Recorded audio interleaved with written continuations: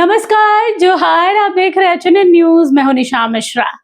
देखिए, बंगाल में इस वक्त झारखंड के मुख्यमंत्री और उनकी पत्नी विधायक कल्पना मुर्मू सोरेन बंगाल की धरती पर है।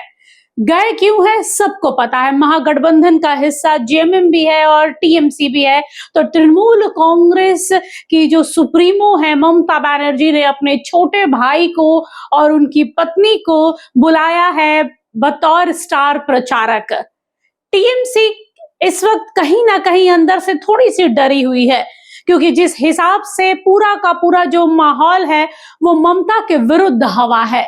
एक ओर इलेक्शन कमीशन का दबाव, दूसरी ओर सुप्रीम कोर्ट का दबाव, तीसरी ओर एसआईआर का दबाव, चौथी ओर पूरा का पूरा भाजपा का एकजुट हो जाना, चाहे वो मुख्यमंत्री रहे हो, चाहे वो खुद प्रधानमंत्री नरेंद्र मोदी रहे हो, अमित शाह रहे हो, सब एकजुट हुए हैं। और जनता का भी इस बार कई जगहों से ये तस्वीरें आ रही हैं कि महिलाएं खास तौर पर नाराज हैं दीदी से, क्योंकि दीदी ने आरजीकर वाले मुद्दे को अभी भी शांत रखा, उस पर कोई फैसला नहीं लिया है। जो असली कल्प्रिट था, जो असली गुनहगार था, उस पर आज भी पर्दा टंगा हुआ है और एक नाम के लिए गिरफ्तारी हुई थी। बहरहाल एक एक करके ममता बनर्जी पे जो प्रेशर बन रहा था, तो ममता को लगा कि क्यों ना महागठबंधन के लोगों को प्रचार के तौर पर बुलाया जाए। तो हेमंत सोरेन और कल्पना मुर्मू सोरेन पहुंचे हैं और जमकर प्रचार प्रसार कर रहे हैं। देखिए, हेमंत सोरेन और ममता का रिश्ता भाई बहन जैसा है। दूसरा, अनुभव का अंतर है। ममता बनर्जी आज पिछले कई दशकों से राजनीतिक स्तर पर बहुत आगे निकल चुकी हैं और उस स्तर तक पहुंचना बहुत कम लोगों को नसीब भी होता है और उतना संघर्ष करना भी बड़ा मुश्किल होता है। ममता बनर्जी के अनुभव से हेमंत को सीखने को बहुत कुछ मिलता है और हेमंत भी बड़ी बहन की तरह उन्हें इज्जत मान सम्मान देते हैं। लाजमी यही है कि हेमंत सोरेन वहां पहुंचे हैं और टीएमसी के लिए वोट मांग रहे हैं। यहाँ भी उन्होंने आदिवासी कार्ड ही खेला था। आदिवासियों को कहा कि अगर भारतीय जनता पार्टी यहाँ जीतती है या आती है तो आदिवासी समाज को कोई बड़ा कुछ तोहफा नहीं मिलने वाला, क्योंकि भारतीय जनता पार्टी हमेशा एक विशेष वर्ग को ही सपोर्ट करती रही है, जो है पूंजीपतियों को सपोर्ट करती रही है। आपके पैसे लेंगे, टैक्स के रूप में लें, या फिर बीच में नोटबंदी उन्होंने किया था, उस दौरान सारे पैसे लिए और अपने पूंजीपति दोस्तों में उन्होंने दे दिया कि लो भाई बिजनेस करो।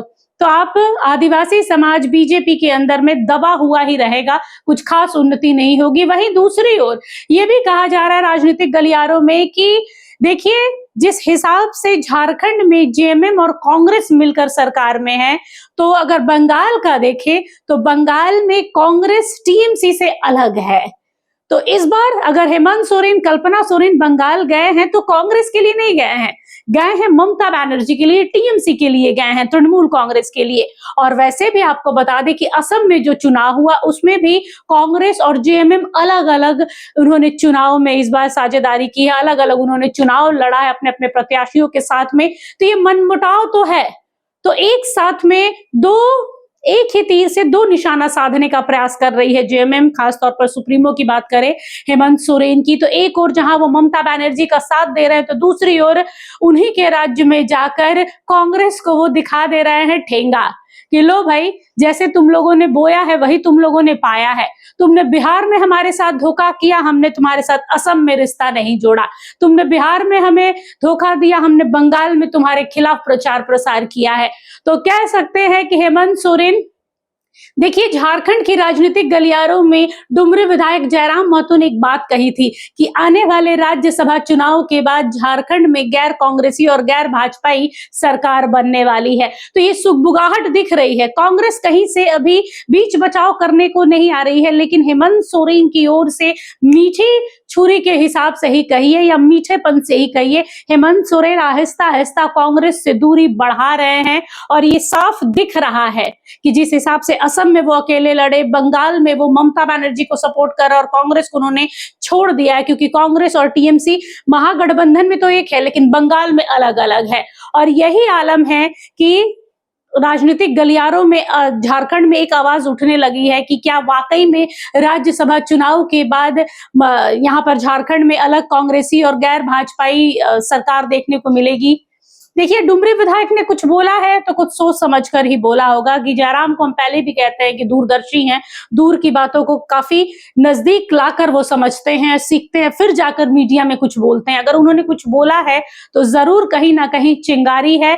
अभी धुआं नहीं उठ रहा है, लेकिन जब धुआं उठेगा तो आग भी दिखाई दे ही देगी।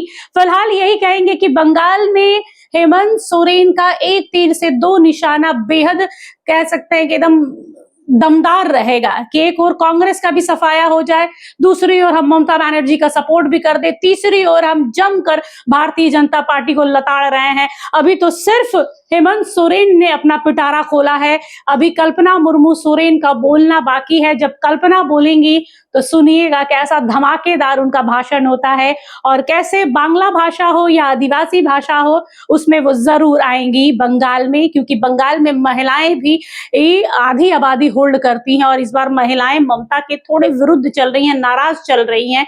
तो यही वो समय है कि जब कल्पना सोरेन महिलाओं को अपनी ओर करने में यानी टीएमसी की ओर करने में सफल एक प्रयास कर सकती हैं। फिलहाल के लिए बस इतना ही। देखते रहिए एचएनएन न्यूज। नमस्कार, जोहार।